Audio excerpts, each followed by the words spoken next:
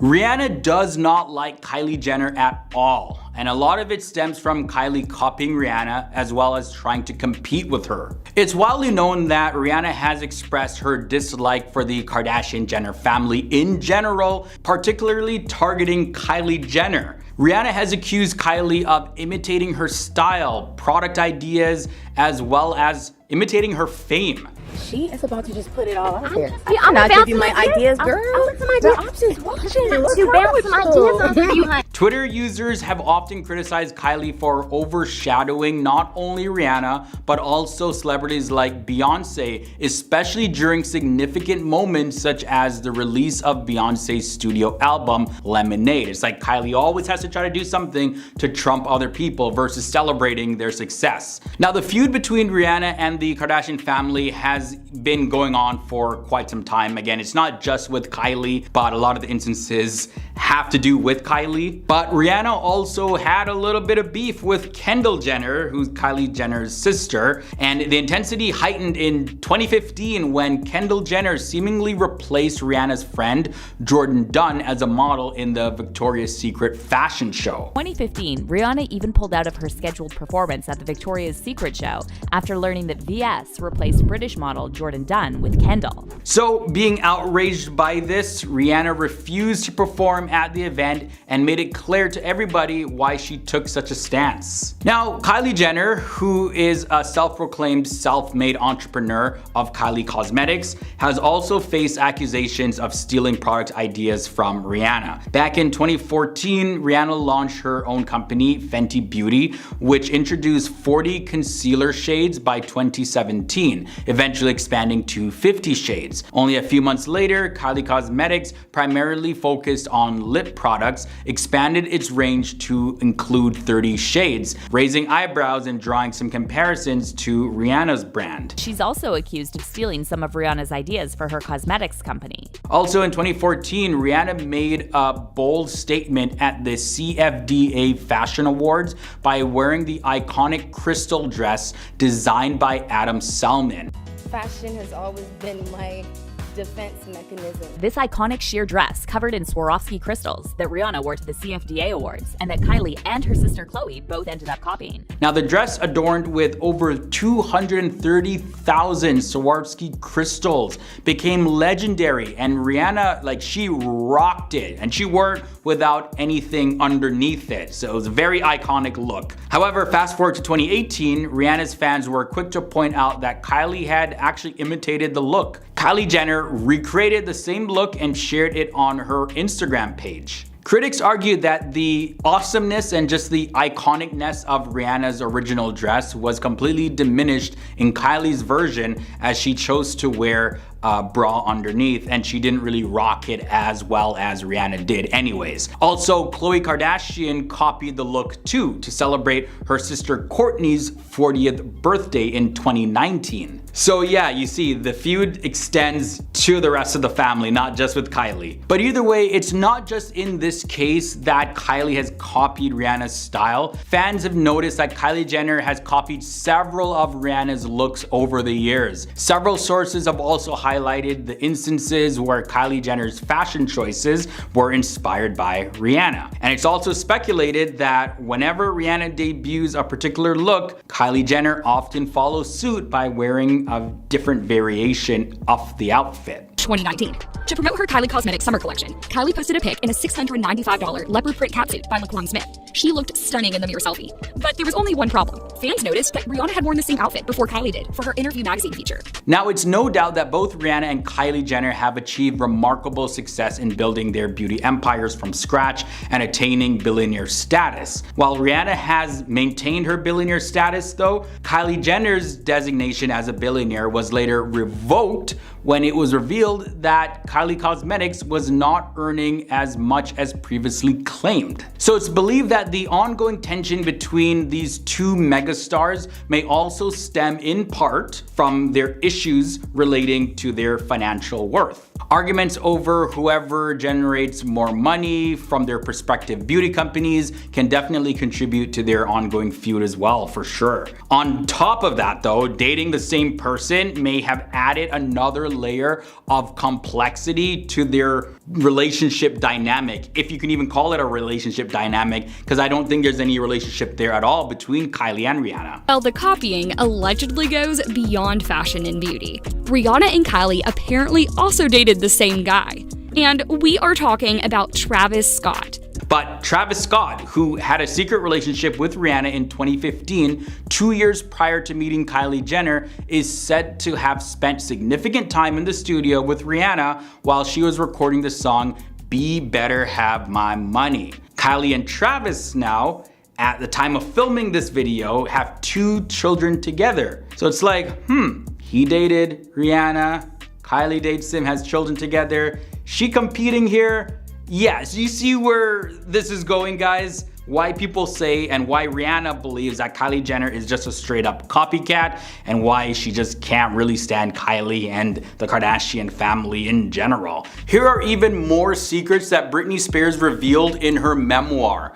When we take a look in her book, Britney Spears criticizes Justin Timberlake for another issue outside of the unplanned pregnancy issue that they had. In Britney's book, The Woman in Me, she reveals she got pregnant. She addressed her long-standing pop rival Christina Aguilera for her famous 2003 Rolling Stone cover that she did with Justin Timberlake. Britney Spears used part of her The Woman in Me memoir to react to Justin Timberlake and Christina Aguilera's overwhelmingly positive press in the 2000s. Justin and Christina collaborated on their joint Justified and Strip tour back in 2003, just a year after his harsh breakup with Britney Spears. The 40-year-old singer took to Instagram on Monday to share details about her breakup with Justin Timberlake. And they appeared together on the Rolling Stone cover, with Justin giving Christina what Britney describes as sexy looks. But what'd you think? Had to expect It was pretty sexy. That was kind of fun to watch. It's always sexy. You know, the whole thing was pretty seductive. And Britney Spears wrote this specifically. Even if they weren't trying to be cruel, it felt like they were just pouring salt in the wound.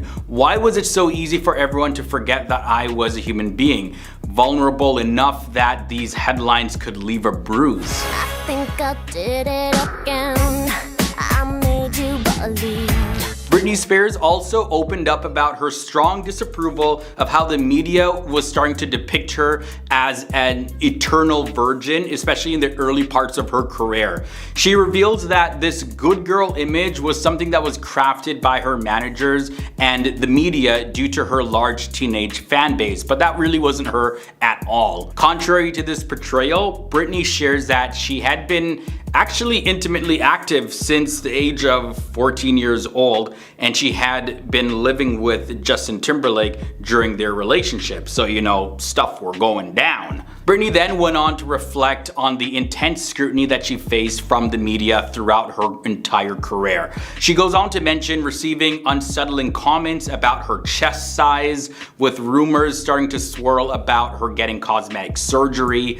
And Britney also talked about feeling really uncomfortable at the increasing amount of older men that would leer at her during her shows. There were some other incidents that made Britney feel uncomfortable too outside of these. Specifically, she criticizes her 2003 interview with Diane Sawyer, where she was bombarded with tough questions about Justin Timberlake following their breakup. You did something that caused him so much pain. I was upset. Britney feels that she shouldn't have been compelled at all to discuss personal matters on national TV, especially in front of a stranger who seemed relentless in her questioning, which made her burst into tears. Britney had even mentioned that she wasn't even prepped on what questions were going to be asked in the interview, so she was completely unprepared and just did not expect the interview to go that way. Regarding another interview experience, Britney criticizes Ryan Seacrest for his interview approach during her 2007 appearance on his live radio show. Instead of promoting her album, she was bombarded with questions about her children, Jaden and Preston, and that took her off guard. It was like, what are you talking about my kids? I don't want to talk about them. That's private stuff. Speaking of her kids though, Britney Spears did talk about her struggles with perinatal depression after the birth of her first son. She openly admits that she was so distressed, she fell into depression, that she didn't allow her mom to hold him for 2 months after his birth. And here's an excerpt of what Britney wrote in her book about this. I got a little depressed once I was no longer keeping them safe inside my body. They seemed so vulnerable out in the world, jockeying paparazzi and tabloids. I began to suspect that I was a bit overprotective when I wouldn't let my mom hold Jaden for the first 2 months. Also, after her conservatorship began, Britney says that her life was meticulously controlled, almost like putting parental controls on someone's iPhone. And any resistance that she may have put up was just completely ignored. It was shut down, almost like she didn't exist. Whatever she wanted, yeah, nope, who cares what you want? She also made a note of a 2016 TV interview where she discussed the conservatorship, but this discussion was actually cut from the final broadcast. And there have been some speculations that suggest that this interview was with the UK's Jonathan Ross show. We're about to look at the biggest secrets exposed in the House of Kardashian docuseries. The Kardashian women, they are superior to rich men now. Kris Jenner, who's portrayed as both ambitious and controlling in the first episode of the House of Kardashian, is seen as the driving force behind her family's rise to fame. Her ambition reportedly grew during her marriage to Robert Kardashian Sr.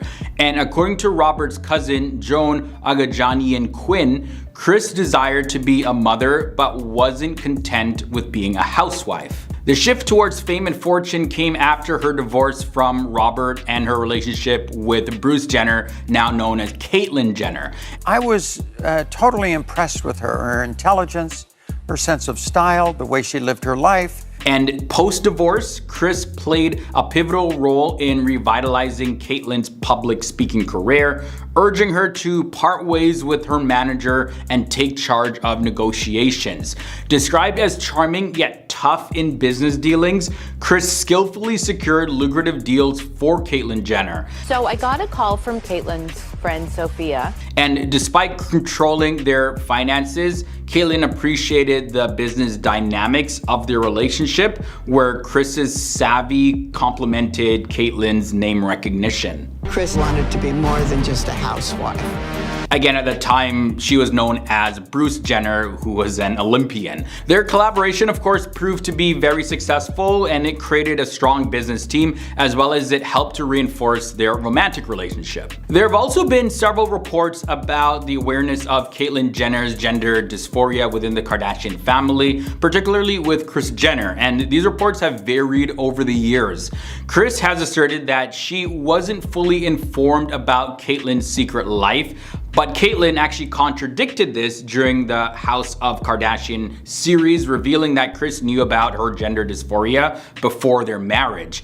And Caitlyn described a brief conversation about her situation, emphasizing that she had moved on from that phase. There were some sources close to Kris that countered Caitlyn Jenner's claims, stating that Kris learned about Caitlyn's decision to transition from executives and not Caitlyn directly. However, previous statements by Kris suggest knowledge of Caitlyn experimenting with gender-affirming medication. Then their daughter, Kendall Jenner, in contradiction to her mother's stance, asserted in 2016 that Kris was fully aware of Caitlyn's gender dysphoria by their third date. And Kendall also mentioned instances where the family had caught Caitlyn wearing women's clothing. Also, contrary to Kim Kardashian's previous assertion that her tape with her ex Ray J was leaked without consent, revelations in House of Kardashian challenged this narrative. David Weintraub, who is Ray J's manager and a former friend of the Kardashian family, he accused Kim and Ray J of intentionally releasing the tape to boost their careers. Weintraub claimed that Kim informed Kris, her mom, of their plan before its release, suggesting it could elevate the family and their business. Kim wanted Kris to handle negotiations to protect their interest, and the Girls Gone Wild founder, Joe Francis, who collaborated with Kim and Ray J on marketing the tape, echoed similar claims.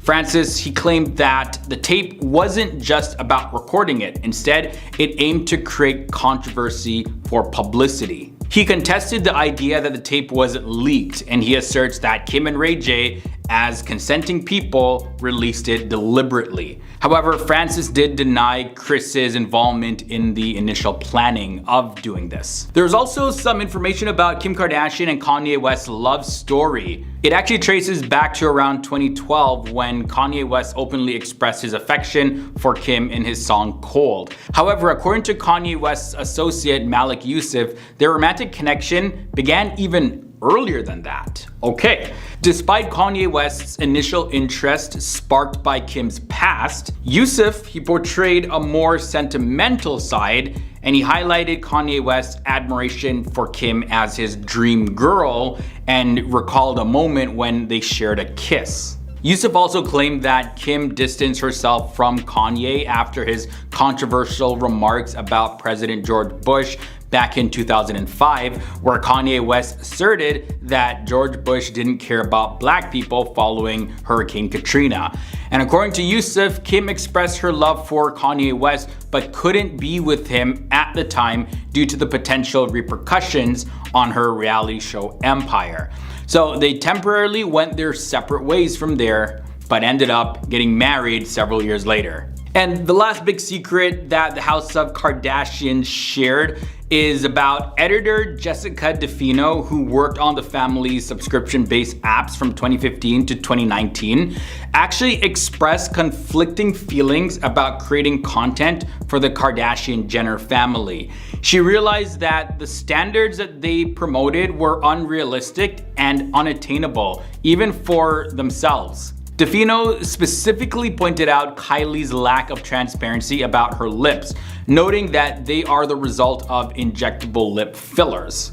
And this isn't the first time the Kardashian-Jenners have faced accusations of promoting unrealistic beauty standards. And Kylie even went on to acknowledge her family's influence, and she recently emphasized on their show The Kardashians the need for a larger conversation about the beauty standards that they set, and she expressed a desire for more positive impact. Cat Williams had enough of watching his fellow comedians blast off into stardom as he watched from the sidelines. In a recent episode of the Club Shay Shay podcast with Shannon Sharp, Cat Williams took deep shots at tons of his fellow Hollywood superstars. I'm talking deep.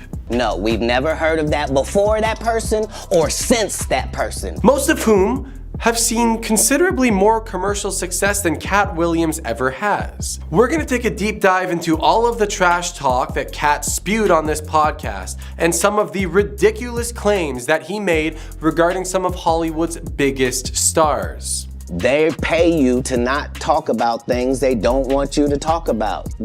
Cat claims that in his first movie role, Friday After Next, he appealed to the cast and writers and got an intimate act of force removed from the script. In this interview, Cat Williams revealed that there was supposed to be a scene of intimate forcing filmed in a washroom, which Cat ultimately appealed to have removed, and it was. You shouldn't even talk to them anymore. Cat doubled down on his statement, claiming that they were trying to make a classic comedy, and any scene representing an unwilling intimate activity would never be funny, no matter what the scenario is or what the circumstances are. Cat also went on to suggest that Ricky Smiley, who played the villainous Santa Claus in Friday After Next, sacrificed his child for fame and lied about being up for the role of Money Mike before Cat was cast in that role. Because he's a liar. Nobody knows why liars lie. Cat claimed, "I don't know why he would lose a child and come on the air and start lying. That's why people believe in rituals right there. Your story is the Ricky Smiley that couldn't even do curse words because he had a Christian fan base.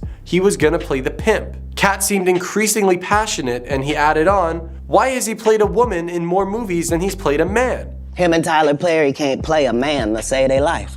They play good women, and I believe that the best actor should be in the best role. you wouldn't let an athlete that's been on performance enhancers talk about one of the greats. Ricky Smiley can't act because Ricky Smiley can't act. So, it's safe to say that Cat Williams admires the artistic performing abilities of Ricky Smiley, right? Because apparently, Ricky was never up in the running for Cat's role of Money Mike. And according to Ice Cube, who you all know as Ice Cube, who also starred in the movie and happened to be a writer and producer, there was never actually that explicit scene in the script. So what exactly is Cat Williams talking about? Ice Cube quoted in a self-filmed Twitter post, "I would never shoot that scene in a movie, especially Friday, where you actually see this happening on camera. That just ain't my style." Ice Cube added on saying that Ricky Smiley was up for the Money Mike role, but Cat did happen to be a much better fit. Cat then stated that he put in his contract for the film that Ricky Smiley would have to wear a dress if they ever appeared in the same movie again. Cat also managed to throw some shade at Tyler Perry in the process, where Cat Williams quoted, "He was so egregious. I put in my contract that I wouldn't work with Ricky Smiley again unless he's in a dress." Cat said, "Now, what was Ricky Smiley's next movie? Was it First Sunday? Did he wear a dress in it? You bet he did, because it's in my contract." This man had a contract drafted up that quite literally forced another actor to wear a dress in his next on-screen production. Cat Williams added on saying, "That's where he's a believable actor. Him and Tyler Perry can't play a man to save their lives. They play good women, and I believe the best actor should be in the best role." Oof. That's where he's a believable actor. Him and Tyler Perry can't play a man to save their life. Ricky already responded to this claim on his morning show, in which he denied that there was ever any such contract. He also says that the director David E. Talbert personally asked him to portray the role in the film, which also happened to be produced by Ice Cube as well. Cat Williams moved on and declared that veteran rapper and actor Ludacris joined the Illuminati to secure his Fast and Furious deals. Yes, you heard me right. Cat Williams said the following: "We were both invited to an Illuminati thing, and it had to be one or the other of us, and decisions had to be made. Both of us were on an equal playing field, and one of those people turned out to be Ludacris, and the other one turned out to be Cat Williams." Cat added on saying that one of them would be forced to shave their sideburns, and the other one would be paid $200 million that would span across the filming of 10 movies throughout the Fast and Furious franchise. Well, it's now clear which one of the two ended up with which. I also have to say, Illuminati, eh? All this Illuminati talk sounds like it could have something to do with the Illuminati. And is the Illuminati really even a cult of extremely wealthy people who run the world? Or has it always just been an Italian light bulb company? Anyways, Ludacris responded to these claims by Cat Williams with a freestyle that he uploaded to social media. Cat moved on from Ludacris and claimed that Kevin Hart is an industry plant. Cat finally said enough is enough, exposing Kevin as the biggest plant in the industry. This claim does not come out of the blue, because these two comedians have been going back and forth for years. Cat directly claims that there is some shady business going on behind the scenes of Kevin Hart's spontaneous success in Hollywood, where he specifically said that in 15 years in Hollywood, no one in Hollywood has had a memory of a sold-out Kevin Hart show. Kevin already had his deals when he got here. And have we ever heard of a comedian that came to LA and within his first year in LA had his own sitcom on network television and his own film called Soul Plane that he was leading? No, we've never heard of that before. Cat then questioned, "What do you think a plant is?" Maybe people don't understand the definition of these words. Well, to my best knowledge, the definition of a plant is a multicellular, typically photosynthetic organism belonging to the kingdom Plantae. Plants include a variety of organisms, such as trees, flowers, shrubs, grasses, and mosses. But hey, that's just according to ChatGPT. After that, Cat claimed that Kevin was a gatekeeper who let Tiffany Haddish into the comedy game. Cat quoted on the show, "They tell you there's no gatekeepers, but we keep seeing the same person open the gate. Didn't Kevin let Tiffany in?" Tiffany responded to Cat's claims during a comedy performance where she calls Cat out on the lies that he was supposedly spewing up. But hey, Cat doesn't just stop there. No.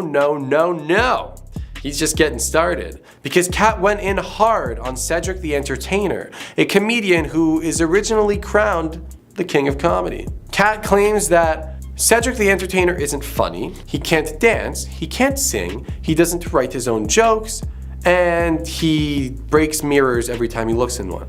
Oh no, he didn't say that last part, I just made that up. But Kat added on, claiming that if Cedric the Entertainer was capable at doing anything entertaining, then by now he would have a special on Netflix or Tubi. But his specials are so bad, yes, he said this, they're so bad that Netflix refuses to host any of his specials. Perhaps these claims or this anger from Kat Williams comes from a place of inner jealousy towards Cedric, because Kat claims that Cedric stole one of Kat's best jokes for his Kings of Comedy tour back in the 1990s. Kat also claims that Cedric came backstage after one of Kat's performances to praise Kat for this certain joke and tell him how much he loved the joke, just to end up stealing the joke as a show closer for one of his own performances. But enough with this comedian, because Kat went on to trash Steve Harvey next. And you all know Steve Harvey, the man who's notoriously known for his above average abilities at correctly reading cue cards and not announcing the wrong winners for major fashion shows, right? I mean, the guy's also hosted Family Feud for what seems like a century now. Kat claims that Steve was stealing jokes from Mark Curry. He made claims that Steve Harvey fakes everything in his wardrobe, including his sense of style and even his afro on his own sitcom. But he didn't stop there, because Kat Williams added on, claiming that Steve Harvey could never be a movie star. He said, "There are 30,000 new scripts in Hollywood every year, and not one of them asks for a country bumpkin black dude that can't talk good and looks like Mr. Potato Head." No, he's not talking about Charlie Sheen. He's talking about Steve Harvey. And then Kat proceeded to claim that Steve Harvey stopped doing stand-up comedy because he lost a comedy battle to Kat Williams himself in front of an audience of 10,000 people. And then Kat moved on to Kanye West, claiming that because of all of Kanye's mental illnesses, he should actually be held accountable by the media in a different way. Kat claimed that society put Kanye West on a pedestal, letting him call himself Yeezus and letting him think that he was a god. Kat also went on to trash talk Kim Kardashian, calling her a very derogatory term and putting Kim on blast, claiming that Kanye married her knowing what Kim was, so he shouldn't have been surprised. Does Will Smith like men? This is what everybody wants to know. Now, Jada Pinkett Smith, she talked about all of these rumors surrounding her and Will Smith and their marriage, and this was during an interview with Hoda Kotb. Now, I'm just out of it because I'm really worried about. Will and Jada have faced tons of rumors over the years, like them being attracted to people of the opposite gender, as well as them being swingers and also having an open marriage. They're both bisexual, they do weird things in their house. But Jada, in response to all of this,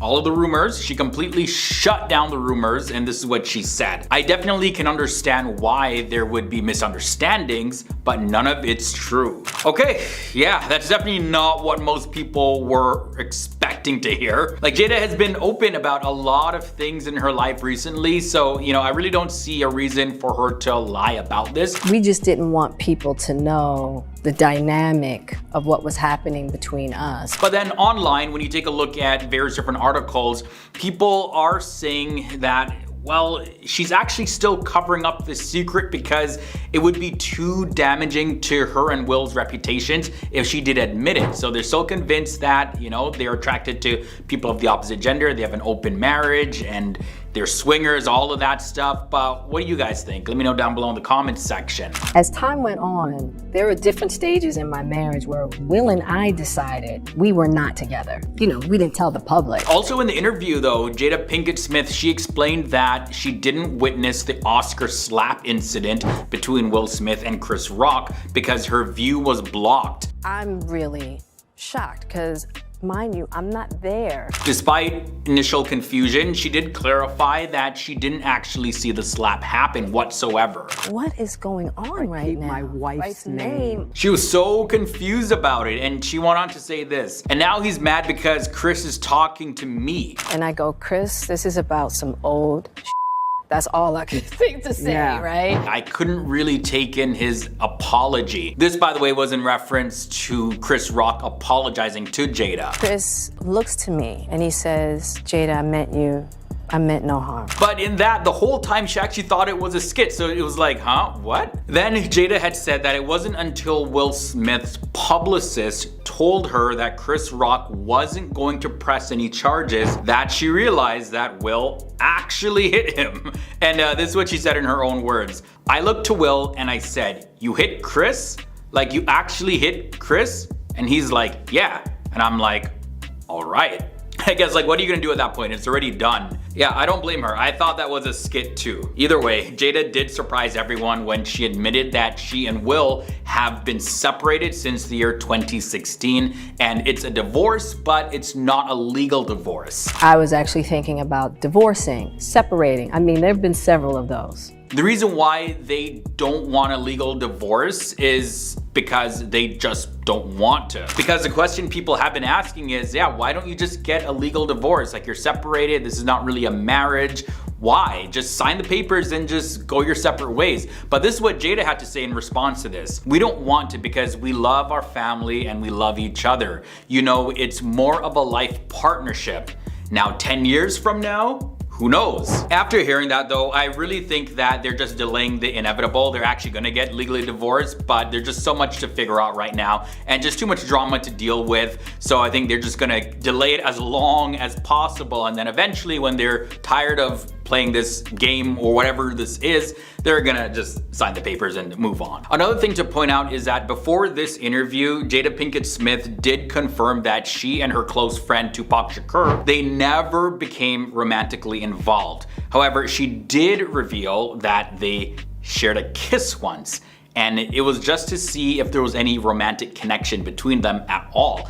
And this is how Jada describes this experience, and I quote, "I remember being at my house on Price Avenue on the back porch, and you know, he was like, you know, we should try that." And I was like, "Pac, kiss me, go ahead, just kiss me."